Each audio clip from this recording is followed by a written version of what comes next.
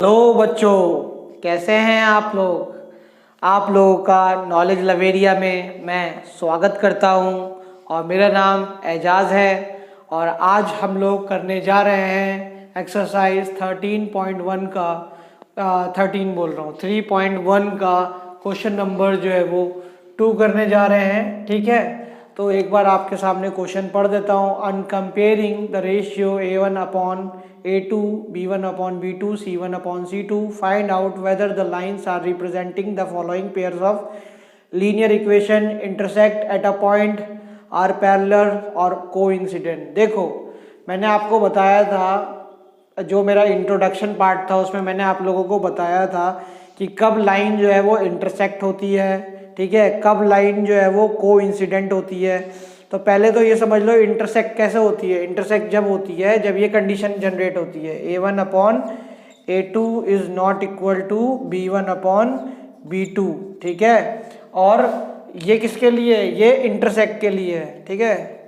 Intersect जब line होती है, ठीक, उसके बाद जो है वो आपका पैरेलल के लिए बता देते हैं, ठीक है। चलो पैरेलल के लिए बता देता हूँ। A1 upon A2 is equal to B1 upon B2 but not equal to C1 upon C2। अगर ये कंडीशन होगी तो क्या होगा, लाइंस जो है वो पैरेलल आएंगी, ठीक है। और कोइंसिडेंट का मतलब क्या होता है कि एक के ऊपर जो है वो दूसरी लाइन जो है वो उस जैसे वो जा रही है उसी शेप सेम डायरेक्शन में उसी के ऊपर जो है वो ट्रैवल कर रही है, ठीक है। इस तरीके से जैसे एक लाइन ये है, दूसरी लाइन भी होगी वो भी इसी के ऊपर ट्रैवल करेगी, ठीक है। तो इसको बोलेंगे हम लोग कोइंसिडेंट बोलेंगे। तो यहाँ पे मैं उसकी भी कंडीशन लिख देता हूँ। A1 upon A2 is equal to B1 upon B2 is equal to C1 upon C2, ठीक है। अब देखो सॉल्व करके दिखाता हूँ यहाँ पर।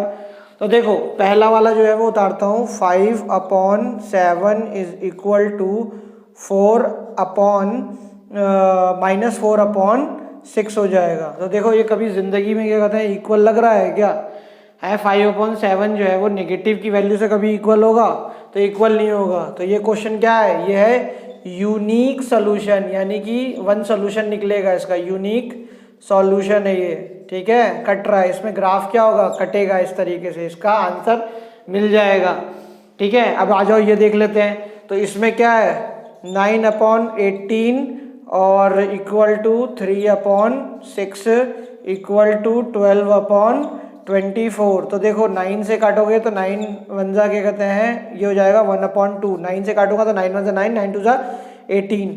3 को इससे काटूंगा तो कितना हो गया, 1 अपॉन 2 हो गया, ठीक है। 3 को मैंने काटा, 3 वन जा 3 और 6 को काटा तो 3 टू जा 6। 12 को इससे काट दूंगा तो क्या होगा, 1 अपॉन 2 हो जाएगा। तो देखो ये सारे जो है वो बराबर हो रहे हैं या नहीं हो रहे। तो समझ लेना कि ये जो है वो किसको रिप्रेजेंट कर रहा है, ये जो है वो रिप्रेजेंट कर रहा है कोइंसिडेंट को। तो ये सेकंड पार्ट जो है वो क्या होगा, कोइंसिडेंट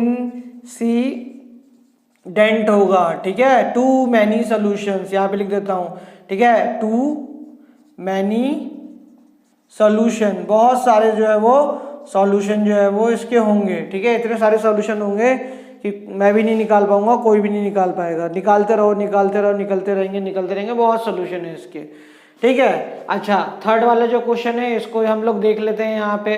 तो यहाँ पे मैं इस थर्ड वाले को लूंगा तो 6 अपॉन 2 इक्वल टू 3 अपॉन 1, ठीक है। माइनस माइनस भी ले लेना, छोड़ना नहीं माइनस को।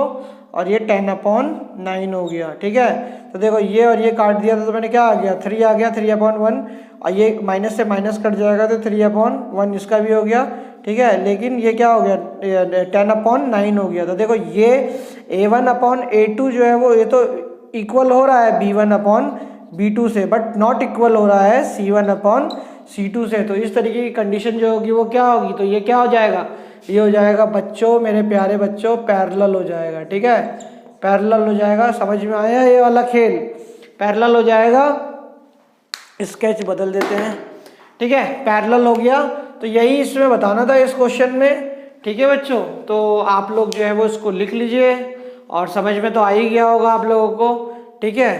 तो अब आप लोगों से जो है वो क्वेश्चन नंबर जो है वो 3 में अब मुलाकात होगी, ठीक है।